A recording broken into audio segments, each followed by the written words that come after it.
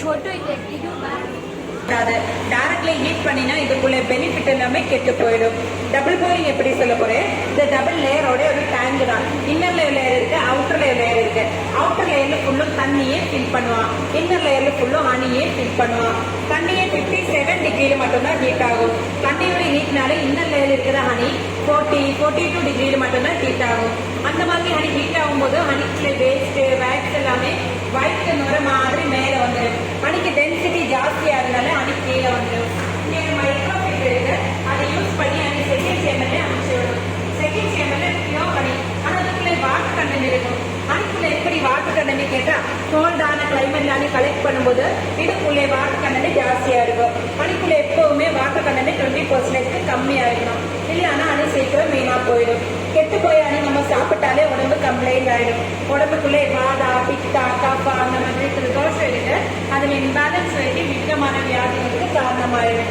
So second சேம்பர்ல வச்சு water content check பண்ணுவான். 20% மேல வந்திருந்தா இங்க ஒரு டோசிங் பம்ப் இருக்கு, அதை யூஸ் பண்ணி அன்னைக்கு கொஞ்சம் பைப் வரை மேலே ஏற்றி இங்க ஒரு வேக்யூம் சேம்பர் இருக்கு, வேக்யூம் சேம்பர்ல டம்ப் பண்ணுவான். டம்ப் பண்ணும்போது இதுக்குள்ள வாட்டர் கண்டென்ட் எல்லாமே பபிள்ஸ் போகவே மேலே வந்துடும். பபிள்ஸ் எல்லாமே வேக்யூம் செட் பண்ணி 4th லெவல் கூலிங் லெவல் இருந்து வாட்டரா செப்பரேட் பண்ண முடியும். அதுக்குள்ளே இருந்து பிரிச்செடுத்த வாட்டர் தான். பார்க்கறதுக்கு பச்சை தண்ணி தானே, ஜஸ்ட் ஸ்மெல் பண்ணி பாருங்க.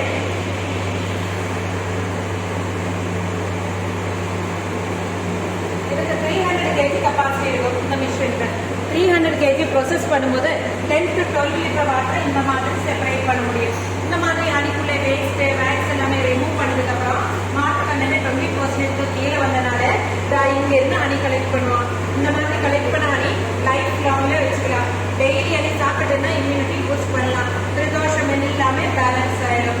நான் கேர்ஃபுல்லா யூஸ் பண்ணோம், கை போட்டு எடுக்கக்கூடாது. ஓப்பன் பண்ணதுக்கு அப்புறம் சீக்கிரம் க்ளோஸ் பண்ணோம்.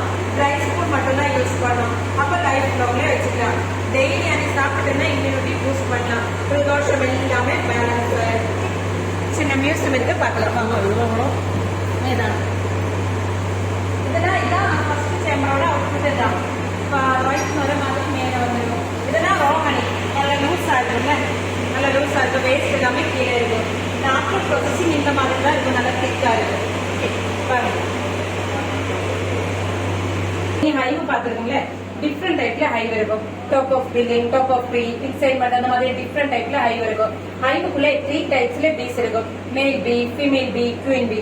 மேல் பீனா லேசி பீஸா, எந்த வேலையும் செய்ய மாட்டேன்.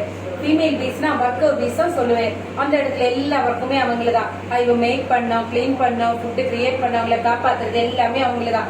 இன்னொரு ஆளு குயின் பி. குயின் பீனா நிறைய ஸ்பெஷாலிட்டி இருக்கும். ஒரு ஹைவுக்குள்ளே ஒரே ஒரு குயின் பி மட்டும் தான் இருக்கும். டபுள் சைஸா இருக்கும், பெருசா இருக்கும், அழகா இருக்கும், வாழ்க்கையும் ஜாஸ்தியா இருக்கும். நார்மல் பீஸ் எல்லாம் 3 to 4 மந்த் தான் வாழ்க்கை இருக்கும். குயின் பி மட்டும் 5 years வாழ்க்கை இருக்கும். ரீப்ரொடக்ஷன் கெப்பாசிட்டி அவங்களுக்கு மட்டும்தான். Per day 1000 to 1500 egg produce பண்ணதுக்குள்ள கெப்பாசிட்டி அவங்களுக்கு இருக்கு. ஆனா இத்தனை ஸ்பெஷாலிட்டிக்கு ஒரு ரீசன் இருக்கு, அவங்களுக்கு ஃபுட்டு தான். நார்மல் பி எல்லாம் டீப் பிரெட் தான் சாப்பிடுவேன். ஆனா குயின் பி மட்டும் ராயல் ஜெல்லி தான் சாப்பிடுவேன்.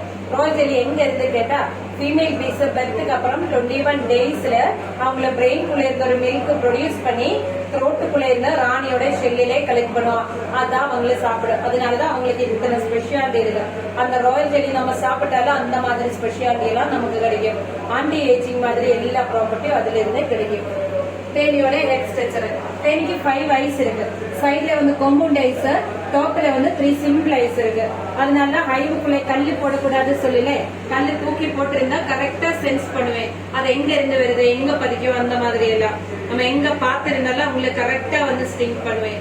5 ஐஸுக்குள்ள 1000 above லென்ஸ் இருக்கும். அதனாலதான் சென்சிங் கெப்பாசிட்டி ஹையா இருக்கும். வாங்க.